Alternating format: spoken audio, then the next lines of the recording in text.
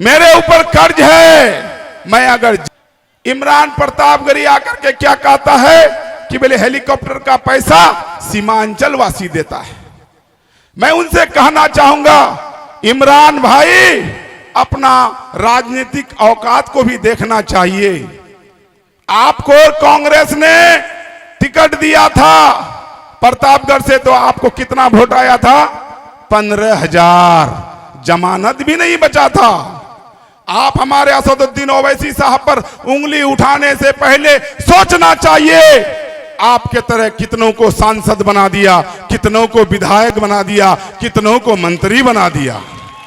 अरे मैं तो असदुद्दीन ओवैसी साहब पर गर्व करता हूं कि आज हिंदुस्तान का आवाज बन चुका है, 30 करोड़ मुसलमानों का आवाज बन चुका है।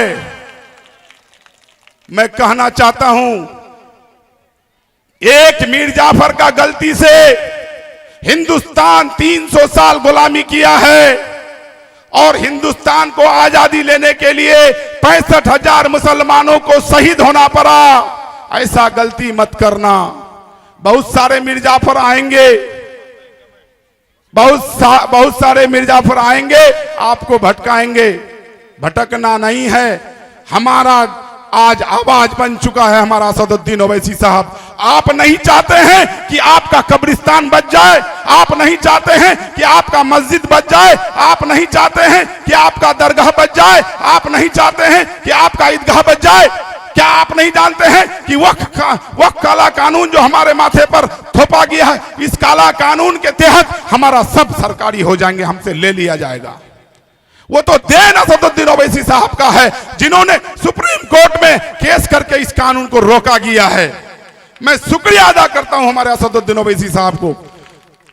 हमारे नौजवान साथी, हमारे मुसलमान के गार्जियनों, आज हमारे नेता को चरमपंथी बोला जाता है।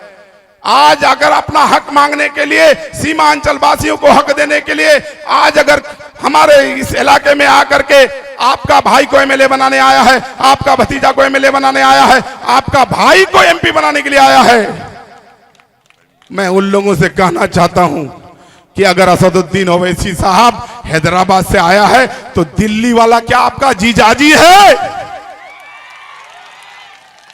अरे असदुद्दीन ओवैसी साहब पर नाच करता हूं।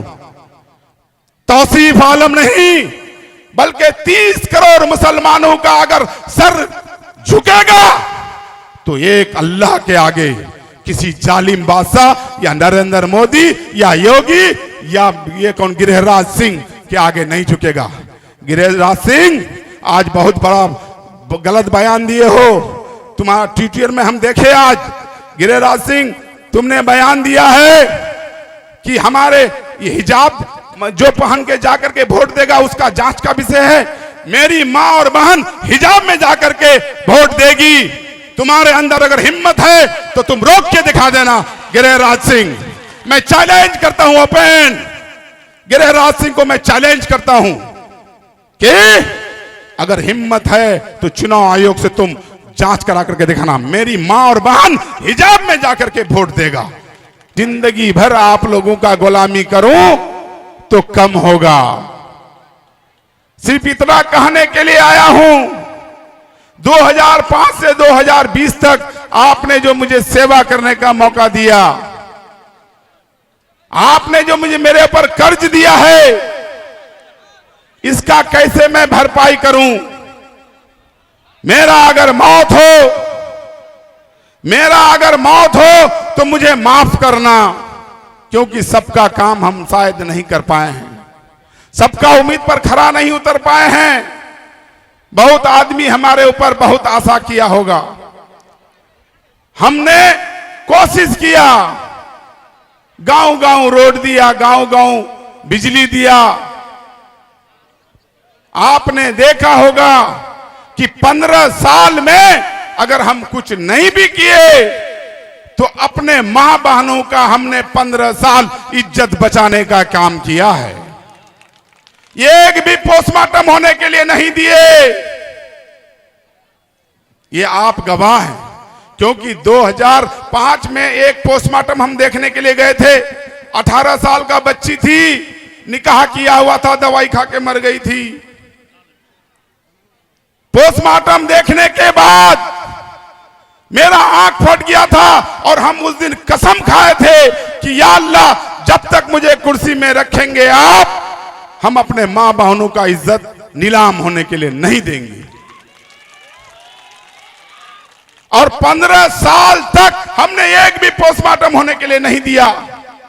मेरी मां और बहनों, जब पोस्टमार्टम हम देखने के लिए गए थे तो बेपर्दे में थे। मेरी बहन, मेरी बेटी बेपर्दा में था और उस लाश के साथ बहुत ज्यादा हुर्मती हो रहा था। इसलिए हमने कसम खाया था कि या अल्लाह, जब तक इस कुर्सी में रहेंगे हम एक भी अपने मां बहनों का पोस्टमार्टम होने के लिए नहीं देंगे। और 20 तक हमने 15 सालों में एक भी पोस्टमार्टम होने के लिए नहीं दिया। आप गवाह हैं। मैं अपने मां बहनों से कहना चाहूंगा कि 2020 में आपने मुझे रोजा रख करके हराने का काम किया था। ऐ मेरी मां, ऐ मेरी बहन, मेरा गलती क्या था? अगर हम मरेंगे, जिस तरह से आप मुझे हराने के लिए रोजा रख करके वोट देने के लिए गए थे, ठीक उसी तरह से रोजा रख करके मुझे वोट देने के लिए जाना। नहीं तो कयामत के मैदान में मैं पूछेंगे, ऐ मेरी मां, ऐ मेरी बहन, मेरा कसूर क्या था जो हमको हराने के लिए आपने रोजा रखा था? मेरा कसूर क्या था? आप बताइए। आप कह दीजिए कि मैं इलेक्शन नहीं लड़ूंगा, मैं नहीं लड़ूंगा, लेकिन मैं आपसे पूछता हूं, मेरी मां और मेरी बहन, क्या गलती था? आपने मुझे हरा करके हराने के लिए रोजा रखा था। मैं आप लोगों पर कसम देता हूं, ऐ मेरी मां, ऐ मेरी बहन, अगर मैं मरूंगा तो कयामत के मैदान में आपसे पूछूंगा कि ऐ मेरी मां, ऐ मेरी मां बहन, आपने जिस तरह से मुझे हराने के लिए रोजा रख करके वोट देने का काम किया था, जिताने के लिए इस बार वोट करेंगे आप मेरे लिए, जिताने के लिए रोजा रखेंगे। नहीं तो कर्ज में रहिएगा मेरी मां और मेरी बहन, कर्ज में रहिएगा कि मेरा गलती आप बता दीजिए, आप मेरा गलती बता दीजिए, मैं आज विड्रॉ करूंगा, मैं आज इलेक्शन लड़ना छोड़ दूंगा। मेरी मां, मेरी बहन, तौसीफ आलम सिर्फ और सिर्फ जनता के लिए, निछावर के लिए कसम खाता है। मुझे कोई लालच नहीं है। आपने एक बार नहीं 4 बार मुझे एमएलए बनाने का काम किया। मैं चाहता हूं कि जो मेरे ऊपर कर्ज है मैं उसका भरपाई करूं। मैं चाहता हूं कि आपका उम्मीद पर खरा उतरूं। मैं चाहता हूं कि मेरा जो इलाके में कुछ काम छूट गया है, जैसे आपका दसिया टोली कब्रिस्तान वाला जो पुल है, जैसे आपका डाला और दरनिया के बीच में जो पुल है, जैसे और कुछ काम है, ये हमको करना है और कर्ज अदा करना है। मुझे कुछ नहीं चाहिए। मैं कसम खाता हूं, अगर मैं अपने जनता से धोखा करूंगा तो मेरे ऊपर खुदा का मार पड़ेगा। और मैं असदुद्दीन ओवैसी साहब से यही कहना चाहूंगा कि आप मुझे अपना लीजिए। मेरा बहादुरगंज विधानसभा के लोग आपके साथ खड़ा है। मैं आप लोगों से कह देना चाहता हूं कि 4 टर्म में अगर हमसे कोई गलती हुआ है, मेरे नौजवान साथी, मेरे भाइयों, मैं 4 टर्म में अगर हमसे कोई गलती हुआ है तो हम उसके लिए माफी चाहते हैं। अभी जो आपके बीच प्रत्याशी है वो अपने आप को गरीब बोलता है। मैं उनसे पूछना चाहता हूं कि जो गरीब है उसका बेटा डॉक्टर बनेगा, और जो गरीब है वो प्रोफेसर बनेगा, और जो गरीब है वो मियां साहब का बेटा होगा। गरीब नहीं है, ये झपासा है। देखिए, आप किसी नए चेहरा को अगर जिताएंगे तो सीखते सीखते 5 साल लग जाएगा, फिर 5 साल पीछे हो जाइएगा। तौसीफ आलम 15 साल का अनुभव है। लोग कहता है तौसीफ आलम जाहिल है। तौसीफ आलम मैट्रिक पास किया हुआ है। अरे तुम्हारा नेता जिस पर तुम नाच करते हो, जिसको तुम मुख्यमंत्री बनाना चाहते हो, वो 9th फेल है। अरे मैं गर्व से कहता हूं कि मेरा नेता बैरिस्टर है, बैरिस्टर। एक बैरिस्टर था जिसका नाम महात्मा गांधी था, जिन्होंने इस देश को आजाद किया। दूसरा बैरिस्टर अंबेडकर था, जिन्होंने इस देश का संविधान को बनाने का काम किया। तीसरा बैरिस्टर हमारा नेता है। मैं गर्व से कहता हूं कि मेरा नेता बैरिस्टर है। बस यही कहा करके आप लोगों से विनती करने के लिए आया हूं। बहादुर का मामला नहीं है, तौसीफ आलम का मामला नहीं है। आज अगर हम असदुद्दीन ओवैसी साहब का हाथ को कमजोर करेंगे तो हमारा आवाज को कौन पार्लियामेंट में उठाया, हमारा आवाज को कौन विधानसभा में उठाएगा। कुछ लोग कहता है कि 2-4 सीट लेके क्या करेगा। अरे क्या करेगा, 7 सीट हैदराबाद में है। जिधर चाहता है अकबरुद्दीन ओवैसी साहब उधर सरकार हिलता है।